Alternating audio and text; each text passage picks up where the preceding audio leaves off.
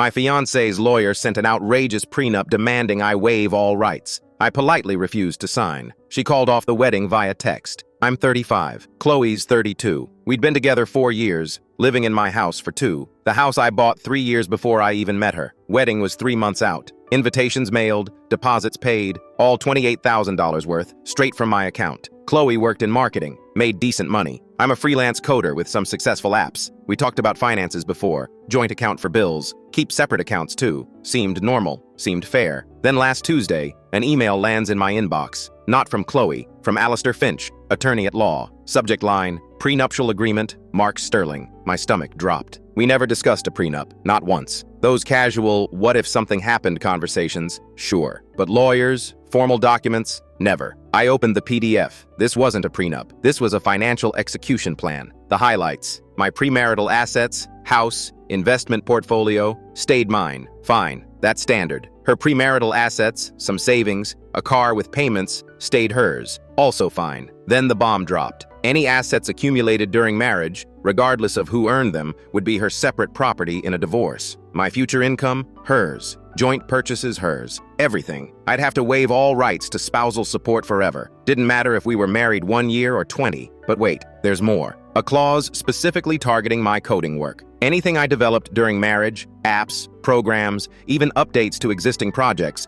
would become her intellectual property. And the cherry on top, a lifestyle maintenance clause stating I'd need to support her current standard of living if she decided, and I quote, her current career path no longer provides personal fulfillment. Translation: if she quit her job to find herself, I'd be paying for it. I sat there staring at my screen. This didn't feel like Chloe, or maybe this was Chloe, and I just never seen this side. The email said all communication about the agreement should go through Finch. Fine. I called my lawyer, Jennifer, who handled my house purchase. I forwarded her the PDF. 2 hours later, my phone rings. Mark, I've been practicing family law for 15 years. This is the most aggressively one-sided prenup I've ever seen. Half of it, parts of it are so unconscionable they'd get laughed out of court. But someone drafted this. Someone's client wanted this. That's the real red flag here. So what do? You don't sign it, obviously. We can try negotiating something fair. But Mark, this level of overreach isn't just about money. This is about control. Wednesday morning, Jennifer emailed Finch. Professional but firm. Mr. Sterling will not be signing this document in its current form. It is substantially inequitable. We're prepared to discuss a fair agreement, but this proposal is not a viable starting point. Thursday afternoon, my phone buzzes. Text from Chloe. My lawyer told me you refused to sign. He knew you weren't serious about us. I can't believe you're doing this. The wedding's off. I read it 3 times. 4 years together. The wedding 3 months away. Ended by text because I wouldn't sign a document designed to financially destroy me. The "he knew you weren't serious" part got me. Her lawyer drafted a predatory contract and somehow I'm the bad guy for not signing. I texted back, noted, and I called Jennifer. Chloe just called off the wedding by text. I want those deposits back, all of them. A pause. Okay, let's document everything. Venue, caterer, photographer, band. What are we looking at? $28,000. All non-refundable now that we're inside 90 days. All from my account. She canceled because you wouldn't sign an unconscionable legal document her lawyer drafted. We have a case. Friday morning, Jennifer sent a demand letter, CC'd to Finch. It listed every deposit, every payment date, every contract with its non-refundable clause. Jennifer hit send. That evening, I went to grab my mail and found a package. No return address. Inside was a photo album. Me and Chloe at the bridal shop. Except I'd never gone with her to any bridal shop. I flipped through the pages. There were hundreds of photos. Chloe in different dresses. Chloe with flower arrangements. Chloe at cake tastings. In every single photo, there was a man next to her. His face was scribbled out with black marker, violently. The last photo made my hands shake. It was from last week. Chloe in a wedding dress standing in what looked like a chapel. The scribbled out man was wearing a tux. At the bottom, written in her handwriting, "Finally found someone who won't leave." My doorbell rang. I opened it. Chloe stood there in the wedding dress from the photo. I just stared at her. The same dress. The same exact dress from the photo album. The one where she was standing next to the scribbled out man. My brain couldn't process it fast enough. She looked beautiful and completely insane at the same time. "Mark," she said, her voice shaking. "Please, let me explain." I held up the photo album. "Who is he?" Her eyes went to the album, then back to my face. She swallowed hard. That's my brother. He's dead. I brought him to the appointments because I needed support and you were always so busy with work. I flipped to the photo where the man's arm was around her waist. His lips were on her shoulder. Your brother kissed your shoulder like this? Her face went pale. Okay, fine. It's not my brother. It's my ex. An abusive ex. I needed closure. I needed to process things before marrying you. Please, can I come inside and explain properly? I looked at the background of one photo. There was a sign, partially visible behind a rack of dresses, Bella's Bridal Boutique, and underneath in smaller letters, Portland or Portland. Chloe told me she had marketing conferences in Portland twice a month, sometimes 3 times. She'd been going for over 2 years. Why were you dress shopping in Portland? I asked. She blinked. What? I pointed at the sign. This shop is in Portland. You go there for work conferences. Why would you go wedding dress shopping there instead of here? I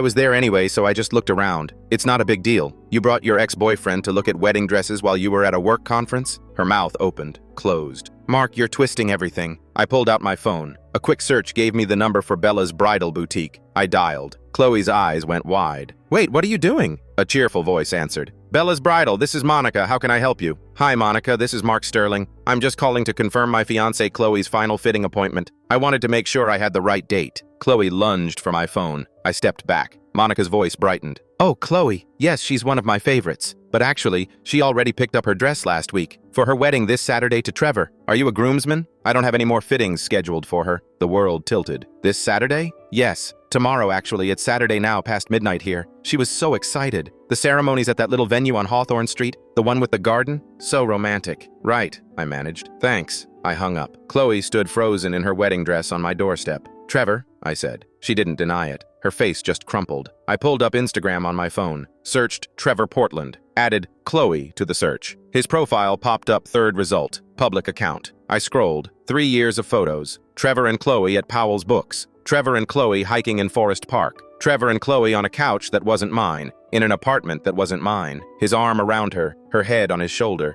A photo from 2 months ago. Chloe holding up her left hand, a ring on her finger. The caption, she said yes, best day of my life. I kept scrolling, going back further. 2 years ago, Trevor's posts changed. Long captions about financial hardship, about bad investments, about medical bills from a car accident, about losing his marketing director job. Post after post about struggling, about cutting back, about stress. The dates lined up perfectly. 2 years ago was exactly when Chloe moved into my house. She said she wanted to be closer to me, that her lease was up anyway, that it made financial sense. I looked up from my phone. You moved in with me when Trevor went broke. She flinched like I'd hit her. I wasn't your partner. I was your backup plan, your ATM machine. Mark, it's not like that. The prenup wasn't about protecting yourself. It was about extracting everything you could from me while keeping your real life with Trevor funded. She started crying, real tears streaming down her face, ruining her makeup. Please, just listen. Get off my property. Mark, now. She stood there crying in her wedding dress for another minute, then turned and walked to her car, a white sedan I'd never seen before. She drove away. I went inside and opened my laptop, created a fake email account, looked up wedding vendors in Portland, found one, Classic Events Photography, sent Trevor a message. Hi Trevor, this is David from Classic Events. We're confirming final details for your wedding tomorrow to Chloe. We noticed there was some confusion about the guest list. Can you confirm the bride's side attendees? We want to make sure we have the shot list correct. I sent it, stared at my screen. 20 minutes later, a response. Hi David, thanks for reaching out. Actually, my fiancée handles most of the planning since she's only home on weekends. Her work has her traveling Monday through Thursday every week. Can you coordinate with her directly? Her number is Monday through Thursday. Her work trips. I'd been the work trip. Trevor was home. I sat there in my living room, in the house I bought with my own money, and laughed. It came out harsh and bitter. 4 years. 4 years of her sleeping in my bed Sunday night through Thursday morning, then going home to Portland for work, Friday through Sunday. How did I never question it? How did I never think it was weird that her marketing job required her to be on site in Portland every single weekend? Because she was good. Because she made it make sense. Because I trusted her. I looked at Trevor's Instagram again, scrolled back through the posts, found one from 18 months ago. Trevor in a hospital bed, smiling despite looking exhausted. The caption, surgery went well. Chloe postponed our wedding so I can recover without stress. She said she loves me too much to let me worry about wedding planning while dealing with this. I'm the luckiest man alive. 6 months later, another post. Trevor at physical therapy. Chloe postponed the wedding again. Said she wants me financially recovered first. Doesn't want me stressed about costs. She's already planned everything, just waiting for the right time. I don't deserve her. But she'd fast-tracked everything with me. Pushed for a short engagement. Insisted we book vendors immediately. 3 months from engagement to wedding date. She was going to marry me first. legally lock down my income with that prenup. Then what? Divorce me and go back to Trevor with my money? Stay married and keep both lives going? I opened the photo album again, looked closer at the pictures, the scribbled out face in every photo. In a few of them you could see parts the marker missed, the shape of a jaw, the edge of a smile. I compared them to Trevor's Instagram photos. Same person, same build, same hair color in the spots the marker didn't cover. She'd sent this to me. Why? Was it supposed to be a threat? A confession? Some kind of weird psychological game? My phone buzzed. Jennifer. Mark, I just got a very strange response from Finch. He's claiming Chloe wants to proceed with the wedding after all and is requesting we schedule a meeting to discuss the prenup modifications. She can't proceed with the wedding. She called it off, by text. I'm aware. I told him that. He said his client has reconsidered and the cancellation was premature. Mark, what's going on? I told her everything. The photo album, the phone call to the bridal shop, Trevor, Portland, the double life, silence on the other end. Then, I'm going to need you to document all of this. Screenshots, save those Instagram posts, keep that photo album, record the conversation with the bridal shop if it's saved. We may need it. For what? She defrauded you. She accepted $28,000 worth of wedding expenses under false pretenses while planning a separate wedding to another man. That's not a civil matter anymore, Mark. That might be criminal. I hung up and opened Instagram again. Sent Trevor a direct message. Trevor, you don't know me, but I need to show you something. It's about Chloe. I attached one of the photos from the album, the one with his face scribbled out, the one where they were looking at wedding cakes together. My phone rang 5 minutes later. Unknown number. Who the hell are you? The voice was tight with anger. My name's Mark. I'm Chloe's fiancé. Was her fiancé. The wedding's off as of yesterday. Chloe's fiancé. He said it like he was testing the words. Chloe is my fiancé. We're getting married tomorrow. Well, today, technically. It's after midnight here. She lives with me, in my house. Has for 2 years. We've been together for 4 years total. The wedding was supposed to be 3 months from now. Heavy breathing on the other end. She works 4 days a week in another city. Marketing job. Comes home Friday night. That's what she told me. She told me she goes to Portland for marketing conferences. 2, sometimes 3 times a month. For the last 2 years. More silence. Then, send me everything. I sent him screenshots. Trevor's own Instagram posts. The prenup. The text where Chloe called off our wedding. The demand letter from my lawyer showing all the deposits I'd paid. Jesus Christ, Trevor said. She's been living 2 complete lives. Weekdays with me, weekends with you. The work trips. She said her job requires weekday travel. She works from home Fridays. I thought she was just dedicated to her career. When did she move in with you? 3 years ago, right after we got engaged the first time. You got engaged twice? We postponed the first wedding. I had a car accident, medical bills, lost my job. She said she wanted to wait until I was stable, until I could afford to contribute to our future properly. She's been the main breadwinner for 2 years, with my money. She'd been funding their life with my money while making him think he wasn't good enough yet. Trevor, she sent a prenup to my lawyer that would have given her all my future earnings, my intellectual property, everything. If we'd gotten married, I'd be legally required to fund her lifestyle forever. She told me she wanted to postpone our wedding until I was financially recovered. It was all a lie. She needed time to marry you first. For the money, I said. Yeah. His voice sounded hollow. I'm sorry, man. I had no idea. I swear I had no idea. I believe you. Look, she showed up at my house an hour ago, in her wedding dress. The one from tomorrow's wedding. What? She tried to explain everything away, said the guy in the photos was her dead brother, then changed it to an abusive ex. I called the bridal shop and found out about your wedding tomorrow. Today, he corrected absently. Ceremony's at 2. Was at 2. He laughed, sharp and bitter. 2 o'clock today and I'm on the phone with my fiancé's other fiancé. I have an idea, I said. If you want to confront her, I'm listening. We talked for 20 minutes, made a plan. It felt surreal, plotting with a complete stranger to expose the woman we both thought we loved. But Trevor's anger matched mine, maybe exceeded it. She made me feel like I wasn't enough, he said quietly. For 2 years, she made me feel like I had to earn the right to marry her. And the whole time she was planning to marry someone else. She was planning to marry me for my bank account. Yeah, well, I guess we both got played. Before we hung up, I asked, "Are you going to be okay?" "No," he said, "but I'll figure it out." "You?" "Same." Saturday morning, I texted Chloe. I overreacted. The prenup scared me. "Can we meet for dinner Thursday and talk about this properly? Maybe we can work something out." 3 dots appeared immediately. Then, "Yes, thank you, Mark. I knew you'd understand. I love you so much." I stared at those words. She was getting married today, to Trevor, and she just told me she loved me. Thursday seemed far enough away that she wouldn't be suspicious. Gave her time to get through her wedding to Trevor, maybe even her honeymoon, and come back thinking she'd successfully juggled both lives. Except Trevor was sending her a text right now, too. I'd helped him write it. "Hey, babe, I know we just got married, but I planned a surprise for you. Romantic dinner Thursday night at La Bella Vita. The reservation's at 7. Wear something beautiful. I love you. La Bella Vita was a high-end Italian place in downtown Portland. Romantic, expensive, intimate. I'd made a reservation for the same night, same time. Jennifer thought I was insane, but she supported it anyway. If you're going to blow up your life, at least make it memorable, she'd said. Chloe confirmed both dinners. Told Trevor she couldn't wait. Told me she'd been so scared she'd lost me. I flew to Portland Wednesday night. Stayed in a hotel near the restaurant. Couldn't sleep. Kept thinking about Trevor, wondering if he was sleeping either. We'd been texting on and off, coordinating, making sure we had the timing right. Thursday at 6:45, I walked into La Bella Vita. Trevor was already there. I recognized him from his photos, but seeing him in person was different. He looked like me, kind of. Same height, similar build. Both of us wearing button-down shirts and khakis like we'd coordinated, which we hadn't. The host tried to seat us together. Trevor said, "Actually, we need separate tables, but close together. We got tables 10 feet apart, close enough to hear each other if voices were raised, close enough to watch." At 6:50, my phone buzzed. Chloe texting Mark, "Almost there? Can't wait to see you."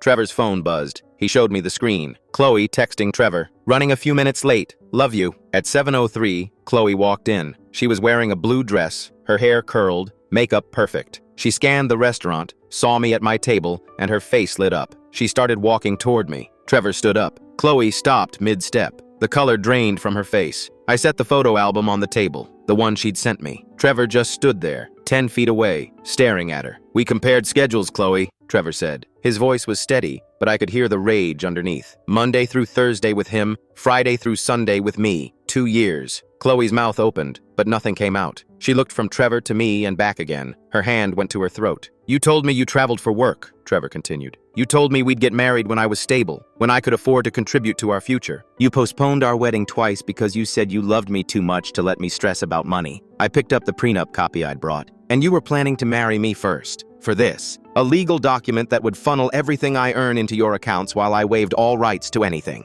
Other diners were starting to stare. The host looked panicked. Chloe finally found her voice. "This isn't, you don't understand. We understand perfectly," I said. "You've been running 2 relationships on a schedule. Trevor's your real life. I'm your retirement plan." "That's not true," her voice cracked. She reached for Trevor. "Baby, please, he's lying." Trevor took a step back. Don't call me that. Not after this." She spun to me, eyes desperate. "Mark, I can explain everything. Trevor and we're just friends. He's confused." "Chloe," Trevor's voice cut through her excuses. "We got married 4 days ago. I have the marriage license in my car." The restaurant had gone completely silent. Even the kitchen noise had stopped. I hadn't known that. Trevor hadn't told me she'd actually gone through with it. My stomach dropped. "You married him Saturday?"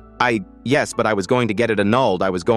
You married him and then confirmed dinner with me 3 days later." The words came out flat. "You're legally married to him and you were still planning to marry me." "Mark, please. That's bigamy," I said. "That's actually a crime." Her face went white. She grabbed for the back of a chair to steady herself. Trevor pulled his phone out and held up a photo. Chloe in her wedding dress, Trevor in his tux, both of them smiling at a courthouse. "Small ceremony," Trevor said. "You said you wanted it intimate, just us. I thought it was romantic. Really, you just didn't want anyone who might know about Mark." Chloe started crying, mascara running down her face. "I never meant to hurt either of you. I love both of you. I couldn't choose." "So you chose both," I finished, "and tried to legally rob me to fund the life you wanted with him." Trevor's hands were shaking. He put his phone away. "I waited for you. 2 years of you telling me I wasn't ready, wasn't stable enough, wasn't good enough yet, and you were with him the whole time." "The prenup was for protection," Chloe said desperately. "For our future, yours and mine." "I'm not your future," Trevor said. He pulled his wedding ring off his finger, set it on his table. The small clink of metal on wood echoed in the silent restaurant. "We're done." He walked toward the door. Chloe lunged after him, grabbing his arm. "Trevor, please don't do this. I love you. I made a mistake, but we can fix this." He pulled free without looking at her. "My lawyer will be in touch about the annulment." The door closed behind him. Chloe stood there, swaying slightly. Then she turned back to me. Mascara streaked down her face, her perfect curls falling apart. She stumbled toward my table. Mark, please. Trevor doesn't understand. He's not thinking clearly. You and we can still fix this. I'll call off everything with him. It's you I really want. It's always been you." I stood up. "What Portland wedding?" She blinked. "What? You already called off our wedding. Remember? By text. Because I wouldn't sign away my life to you." Understanding dawned on her face. I made a mistake. I was emotional. I didn't mean it. We can still get married. You're already married. To Trevor. 4 days ago. That doesn't matter. I'll get it annulled. I'll fix it. The $28,000 in deposits you caused by canceling our wedding," I said. That's your responsibility now. My lawyer's already filed. Her desperation shifted. I watched it happen in real time. Her face hardened. You refused to sign the prenup. You wouldn't protect our future. This is your fault. I didn't ruin anything, Chloe. You got caught. I walked past her toward the door. The entire restaurant was still silent, watching. I heard her heels clicking behind me. Mark! Mark, wait! I didn't wait. I pushed through the door and into the parking lot. My rental car was 3 spaces down. Chloe caught up to me, grabbing my arm. You can't just leave me like this. I pulled free. Watch me. I gave up everything for you. 4 years of my life. I actually laughed. You gave up nothing. You had Trevor the whole time. I got in my car. She stood in the parking lot crying, yelling something I couldn't hear through the closed door. I drove away. In my rearview mirror, I saw her collapse against someone else's car, her blue dress crumpling around her. My phone buzzed. Trevor, I'm at a bar 2 blocks away if you want to grab a drink and process what the hell just happened. I found him at a dive bar that smelled like old beer and cleaning solution. He was on his 2nd whiskey. I ordered one too. We sat in silence for a while. So, he finally said, that happened. Yeah, how do you feel? I thought about it. Honestly, I don't know. Angry, betrayed, kind of relieved. Relieved? I almost married someone who would have destroyed my life. If she'd just signed a normal prenup, if she hadn't gotten greedy, I might never have known. Trevor nodded slowly. She made me think I wasn't enough for 2 years. Turned out I was never supposed to be enough. I was just the safe backup plan while she hunted for the payday. She told me you were her dead brother,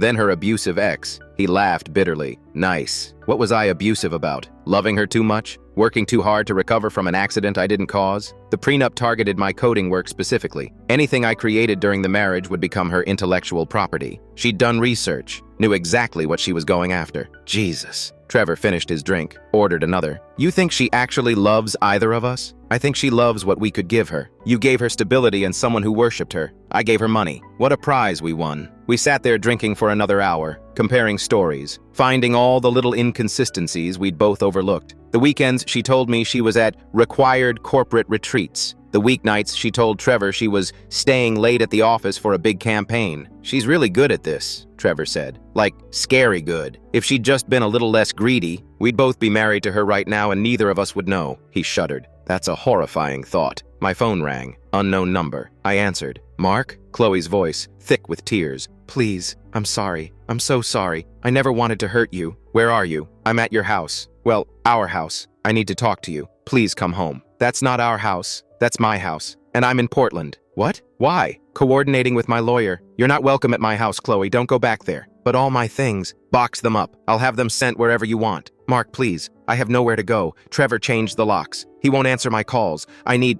Figure it out. I hung up. Trevor was watching me. She's at your place? Apparently, Trevor kicked her out. Damn right I did. Changed the locks Wednesday. Packed all her stuff into garbage bags and left them in the hallway of our apartment building. Our apartment. My apartment. My name on the lease. She moved in 3 years ago but never contributed to rent. Said she'd pay when she got a raise. He laughed darkly. Because she was funneling her actual paycheck into God knows what while spending your money on us. My phone buzzed. Text from Chloe. Please, Mark. I have nowhere to go. I'll sleep in my car if I have to. Please, just talk to me. I showed Trevor. He shook his head. Don't fall for it. I'm not. I'm just... Damn. 4 years. 3 for me. Well, 3 engaged. 4 together total. She spent 7 years of her life maintaining this lie. 8 if you count whatever poor bastard she was with before she met me. We both drank to that. I flew back home Friday morning. Drove past my house on the way from the airport. Chloe's car was parked in my driveway. White sedan, Oregon plates. She'd driven 7 hours overnight to get here. I parked on the street and walked up. She was asleep in the driver's seat, head against the window, suitcases visible in the back seat. I knocked on the window. She jerked awake, saw me, and scrambled out of the car. Mark! Thank God! I've been waiting for hours. You need to leave. Please, just let me come inside, just to talk. 5 minutes. No. She moved to block my path to the front door. I gave up everything for you. 4 years of my life. My home in Portland. Your home where you lived with your husband? He's not. That doesn't count. We're getting it annulled. That's between you and Trevor. It's not my problem. Mark, please. She grabbed my arm. I made mistakes. I know that, but we can fix this. We love each other. I don't love you. I don't even know you. Her face crumpled. Don't say that. You don't mean that. You ran 2 complete lives for 2 years. You were planning to commit bigamy. You sent a prenup designed to legally rob me. What part of that person am I supposed to love? I was scared. I was trying to protect myself. From what? From ending up alone. From not being taken care of. By stealing from me? It wasn't stealing, it was a prenup, written by your lawyer that I never agreed to or even knew was coming. That's not protection, Chloe. That's theft with extra steps. She started crying again. Full body sobs. Sank down against her car. I have nowhere to go. You have family, friends. They're all in Portland. Trevor told everyone. They all know. His sister posted about it on Facebook.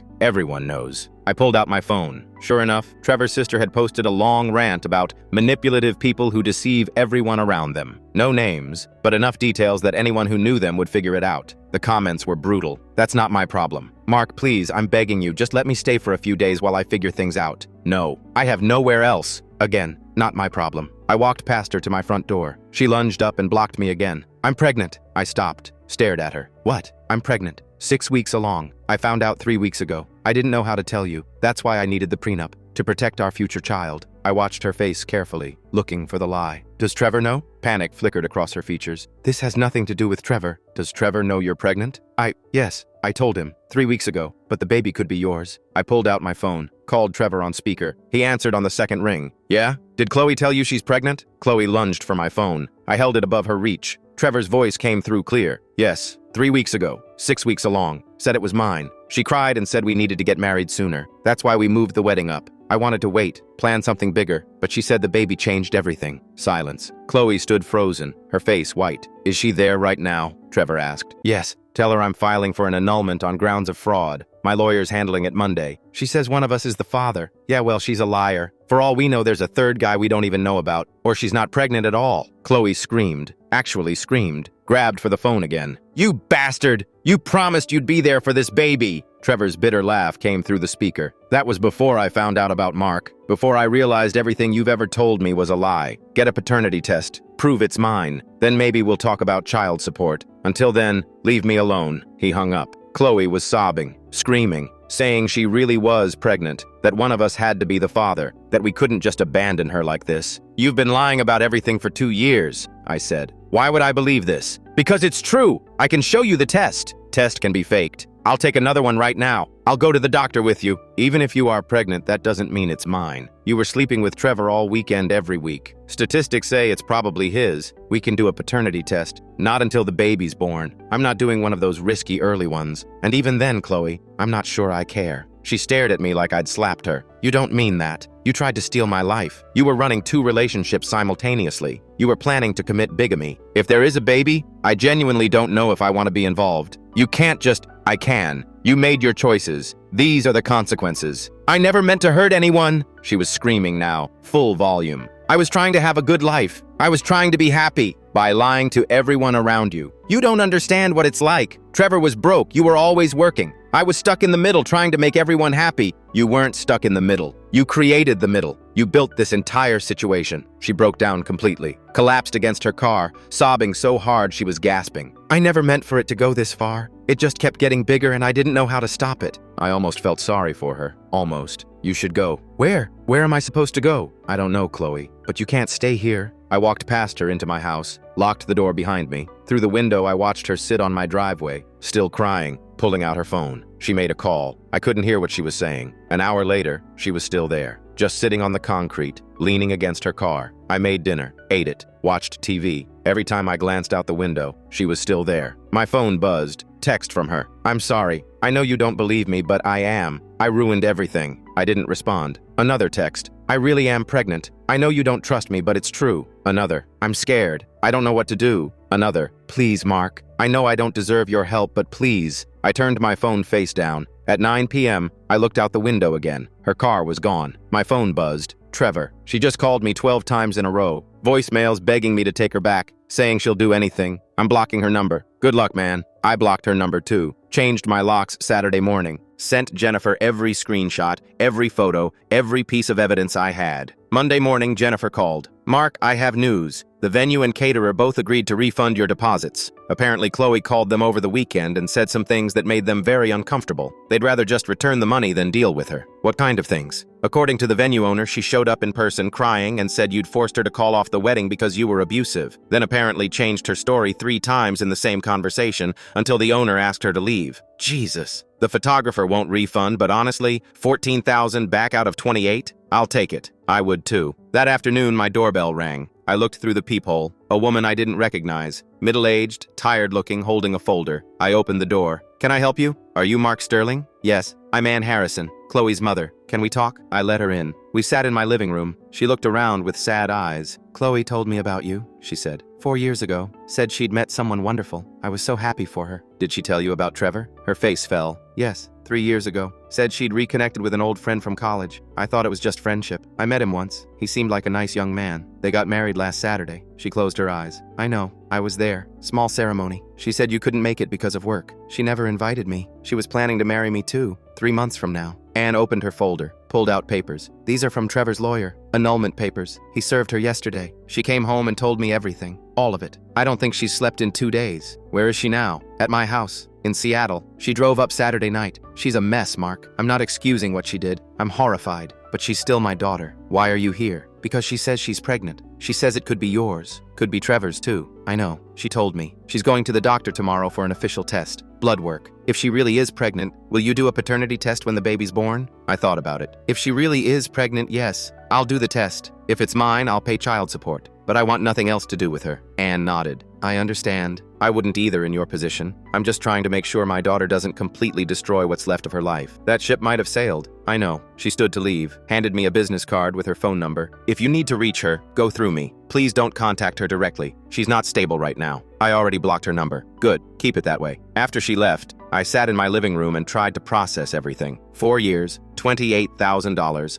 a fake life, a real marriage to someone else, maybe a baby that might be mine. My phone buzzed. Text from Trevor. "My lawyer says the annulment will go through no problem. Fraud's pretty clear. But if she's really pregnant and it's mine, I'll have to deal with that. You going to do the paternity test?" "Yeah." "You?" "Yeah. God help us if it's somehow both of ours." I laughed, despite myself. That's not how biology works. I know. But at this point, nothing would surprise me. 3 weeks later, Anne called. "She's definitely pregnant. 9 weeks along now. Due date is late September." "Okay." "She wants to know if you'll meet with her, just to talk." "No." "Mark, no. She lied to me for 2 years. She tried to legally rob me. She was planning to commit bigamy. She can email through her lawyer if she needs to discuss the baby, but I'm not meeting with her." Anne sighed. "I understand. I'll let her know. Is she okay?" "Honestly, no. She's depressed, anxious. She lost her job. Trevor's posting about her online. Half of Portland knows what she did. She can't go back there. That's not my fault." "I know. I'm not saying it is. I'm just telling you where things stand." We hung up. 4 months later, Anne called again. "It's a girl. She's healthy. Chloe's doing okay physically. Emotionally, she's struggling." "And the father?" "She agreed to do the paternity test as soon as the baby's born. Trevor's lawyer and your lawyer both have the information. The test will be done at the hospital right after delivery." September came. I got a call from Jennifer. "The baby was born 2 days ago. Test results just came back. She's not yours." I felt relief wash over me. "Trevor's?" "Yes. 99.98% match." Okay, good. I mean, good for me, not good for Trevor. Trevor's lawyer is already drawing up child support paperwork. Apparently he wants to be involved despite everything. That's more than I would do." Agreed. I never met the baby. Never saw Chloe again. I heard through Anne that she moved back to Seattle permanently, got a job in her mom's office, saw Trevor twice a month when he came to visit his daughter.